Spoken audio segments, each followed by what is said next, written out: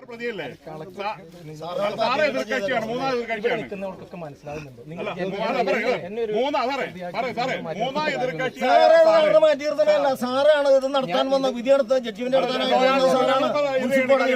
സാറെ പുറമ്പോക്കിലല്ല സാറെ കല്ലിടുന്നത്. നിയമാനുസൃതം ഹൈക്കോടതി കണ്ടെത്തിയ പുറമ്പോക്കിലല്ലേ സാറിന്റെ സാന്നിധ്യത്തിലാണോ ഈ കല്ലിടല്? സാർ ഒപ്പിടാൻ പറ്റില്ല, അല്ലെങ്കിൽ കൈപ്പറ്റാൻ പറ്റില്ല സാർ പറഞ്ഞു. അങ്ങോട്ട് നോക്കി പറഞ്ഞു സാർ കൈപ്പറ്റാൻ പറ്റില്ല. കൈപ്പറ്റിക്കാണ്